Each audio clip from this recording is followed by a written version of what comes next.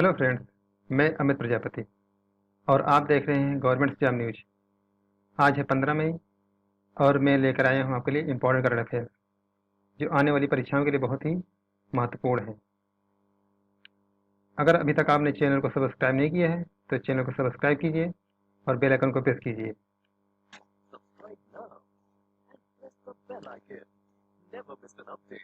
दोस्तों, सफलता हमेशा पुरुषार्थ की दासी होती है। सफलता हमेशा पुरुषार्थ की दासी होती है। बिना मेहनत किए फल की इच्छा करना वैसे ही जैसे बिना पेड़ लगाए फल की इच्छा करना। तो दोस्तों, आइए इसी उमंग और ऊर्जा के साथ में आज की करंट अफेयर पर नज़र डालते हैं और बढ़ते हैं हमारे पहले क्वेश्चन की तरफ। हाल ही में प्रधानमंत्री नरेंद्र मोदी के उल्लेख से चर्चा में रही एक बग कंप्यूटर प्रोग्रामिंग की त्रुटि का कोड क्या है? फ्रेंड्स, इस क्वेश्चन का सही आंसर हो जाएगा Y2K। दोस्तों, आइए नजर डालते हैं इस खबर पर। हाल ही में प्रधानमंत्री ने राष्ट्र के नाम दिए संबोधन में Y2K वैश्विक संकट का जिक्र करते हुए इससे बाहर निकलने के लिए भारतीय तकनीकी विशेषज्ञों के योगदान पर प्रकाश डाला और इसके साथ ही भारत के समर्थ बेहतरीन टैलेंट के जरिए एक आत्मनिर्भर और आधुनिक भारत बनाने की परिकल्पना को देश के समक्ष रखा। दोस्तों, कंप्यूटर में त्रुटि या एरर को बग कहते हैं। शब्द Y2 से तात्पर्य Y ईयर को तो वही 2K 2000 को इंगित करता है। आपने अक्सर डिजिटल घड़ी में, लैपटॉप और कंप्यूटर में डेट आब्लिक तारीख का फॉर्मेट देखा होगा। वर्तमान में इसमें टू डिजिट तारीख के लिए 2 डिजिट, महीने के लिए एवं 4 डिजिट वर्ष के लिए होते हैं। उदाहरण के लिए आज की तारीख को आप कुछ ऐसे शब्दों में लिख सकते हैं जैसे 15/05/2020। लेकिन 20वीं सदी में निर्मित कंप्यूटर के प्रोग्रामिंग में महीने, दिनांक और वर्ष के लिए केवल 2 डिजिट दिए गए थे। उदाहरण के लिए आज की डेट पुराने कंप्यूटर पर कुछ इस प्रकार बताते थे: 15/05/20, जो कि उस समय के लिए एक गलत डेटा होता। इसको साधारण शब्दों में समझें तो 1999 के बाद सन 2000 में 1 जनवरी को कंप्यूटर 01/01/01 बताते हुए 100 साल पीछे चला जाता है और 1 जनवरी 1901 के हिसाब से गणना करता है। इसी संकट को Y2K संकट या मिलेनियम बग कहा गया।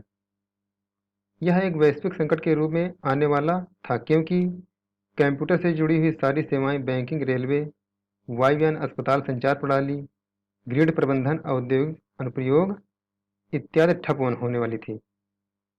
फ्रेंड्स, बढ़ते हैं हमारे अगले क्वेश्चन की तरफ।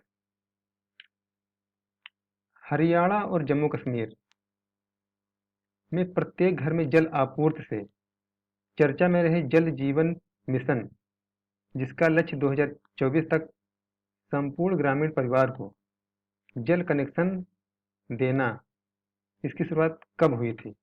फ्रेंड्स, इस क्वेश्चन का सही आंसर हो जाएगा 13 अगस्त 2019।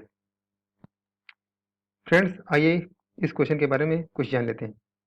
हरियाणा में दिसंबर 2022 तक सभी ग्रामीण परिवारों को पाइपलाइन के जरिए नल का पानी पहुंचाने की तैयारी हो रही है। राज्य ने जल जीवन मिशन JJM के तहत 2019-20 में 1.05 लाख नए कनेक्शन उपलब्ध कराए हैं।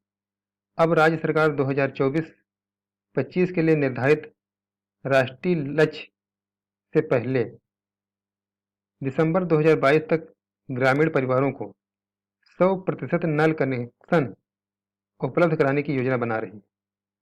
ऐसा करके हरियाणा प्रत्येक ग्रामीण परिवार तक नल कनेक्शन प्रदान करने के महत्वाकांक्षी लक्ष्य को पूरा करने वाले अग्रणी राज्यों में से एक हो जाएगा।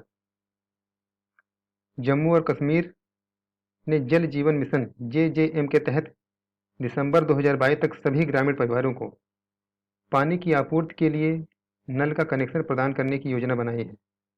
वर्तमान वर्ष के दौरान केंद्र शासित प्रदेश यूटरीज 3 जिलों गंदरबल, श्रीनगर और रायसी के सभी 5,000 गांवों के 100% कवरेज के लिए योजना बना रहा है।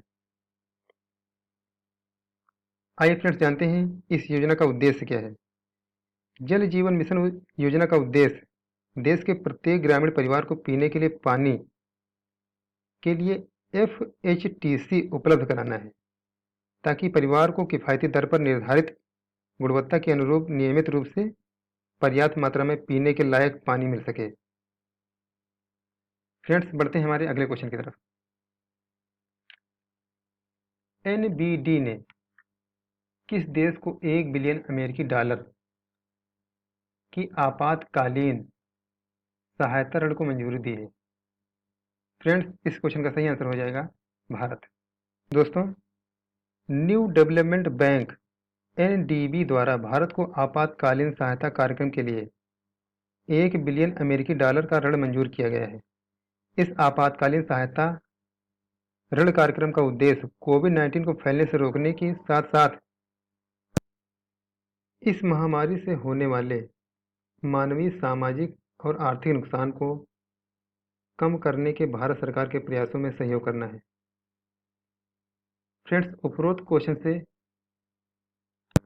जान लेते हैं कि न्यू डेवलपमेंट बैंक के अध्यक्ष कौन है प्रेजेंट टाइम के। तो इस टाइम के प्रेजेंट टाइम के अध्यक्ष हैं KV कामत। रूस, भारत, चीन और दक्षिण अफ्रीका ब्रिक्स देशों में अवसंरचना और सतत विकास परियोजनाओं के लिए संसाधन जुटाने के लिए न्यू डेवलपमेंट बैंक की स्थापना की गई थी।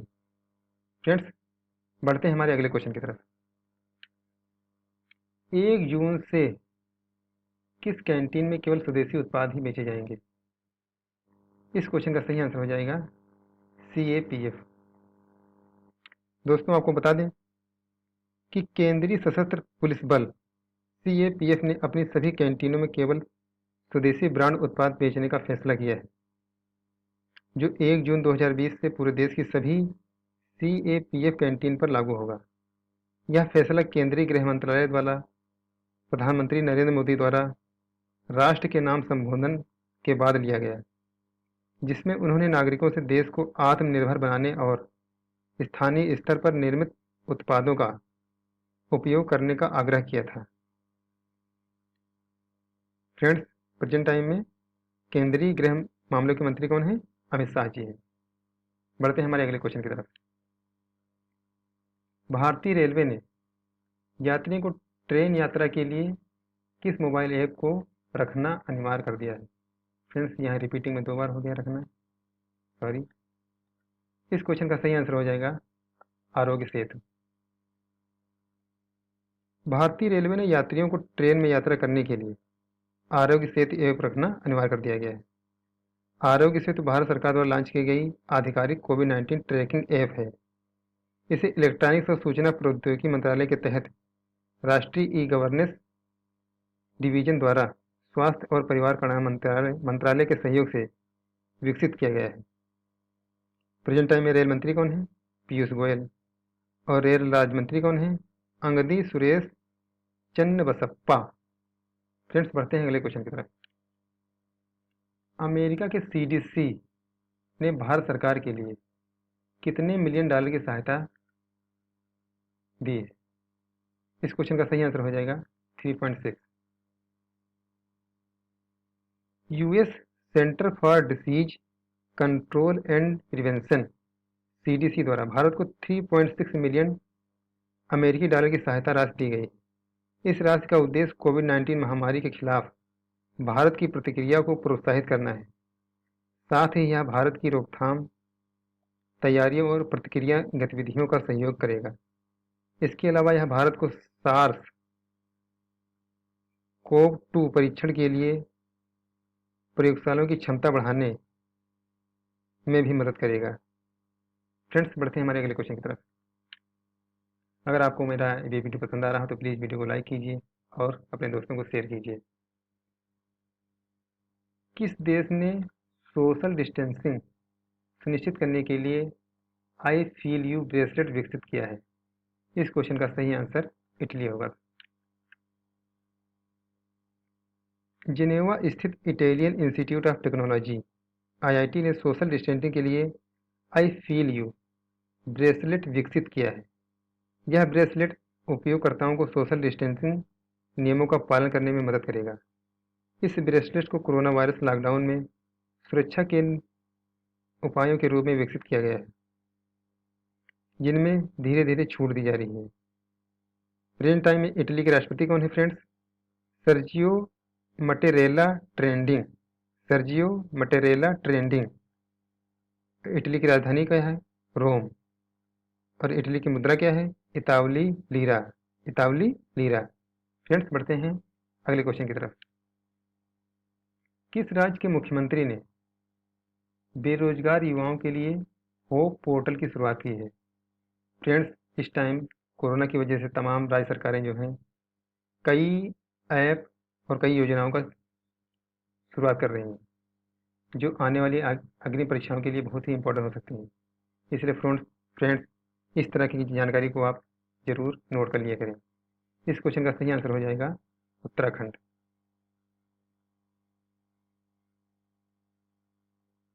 उत्तराखंड के मुख्यमंत्री त्रिवेंद्र सिंह रावत ने राज्य के बेरोजगार युवाओं को नौकरी के अवसर दिलाने में सहायता करने के लिए hope helping out people everywhere helping out people everywhere जो इसकी फुल फॉर्म है, पोर्टल लॉन्च किया है। इस पोर्टल का इस्तेमाल राज्य के पढ़ने वाले युवाओं के साथ साथ उन युवाओं का डेटा एकत्र करने के लिए किया जाएगा जो हाल ही में राज्य में वापस लौटे हैं। फ्रेंड्स, उत्तराखंड का गठन कब हुआ था? 9 दिसंबर 2000 को। इसकी राजधानी क्या है? देहरादून। और प्रेजेंट टाइम में सीएम यहाँ के कौन है? त्रिवेंद्र सिंह रावत। और प्रेजेंट टाइम की यहाँ पर राज्यपाल कौन है? बेबी रानी मौर्य। बढ़ते हैं फ्रेंड्स हमारे अगले क्वेश्चन की तरफ। विश्व आर्थिक मंच WEF द्वारा भारत को ग्लोबल एनर्जी, फ्रेंड्स यहाँ पर भारत होगा, यहाँ पर फ्रेंड्स भारत होगा।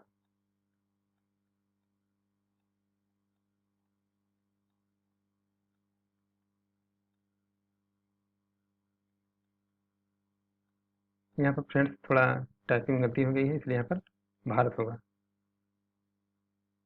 ग्लोबल एनर्जी ट्रांजिशन इंडेक्स में कौन से स्थान पर रखा गया है? फ्रेंड्स, इस क्वेश्चन का सही आंसर हो जाएगा 74। आइए जान लेते हैं इस जानकारी के बारे में थोड़ा। विश्व आर्थिक मंच WEF द्वारा भारत को वैश्विक एनर्जी ट्रांजिशन इंडेक्स में 74 स्थान पर रखा गया है। भारत ने आर्थिक विकास, ऊर्जा सुरक्षा और पर्यावरणीय स्थिरता के प्रमुख मापदंडों में सुधार करके 2 स्थान की छलांग लगाई है। भारत दुनिया के उन चुनिंदा देशों में से एक है जिसने साल 2015 से लगातार साल दर साल प्रगति की है। WEF के संस्थापक और अध्यक्ष क्लाउस श्वाब जी हैं। और WEF का मुख्यालय कहाँ पर है? जिनेवा, स्विट्जरलैंड में है। फ्रेंड्स, बढ़ते हैं हमारे अगले क्वेश्चन की तरफ, जो लास्ट वीडियो का आंसर है।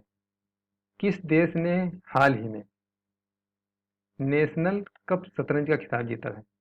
फ्रेंड्स, इस क्वेश्चन का आंसर है चीन। चीन की राजधानी क्या है? बीजिंग। और चीन के प्रेजेंट टाइम में राष्ट्रपति कौन है? Xi Jinping. और चीन की प्रेजेंट टाइम में मुद्रा क्या है? रेनमिनबी। फ्रेंड्स, बढ़ते हैं हमारे आज के क्वेश्चन की तरफ। इस क्वेश्चन का आंसर आपको कमेंट बॉक्स में देना है। भारत हैवी इलेक्ट्रिकल्स लिमिटेड भेल का मुख्यालय कहाँ है? नई दिल्ली, मुंबई, बेंगलुरु, चेन्नई। दोस्तों, अगर वीडियो पसंद आया तो वीडियो को प्लीज़ लाइक कीजिए और फ्रेंड्स को शेयर कीजिए। जय हिंद।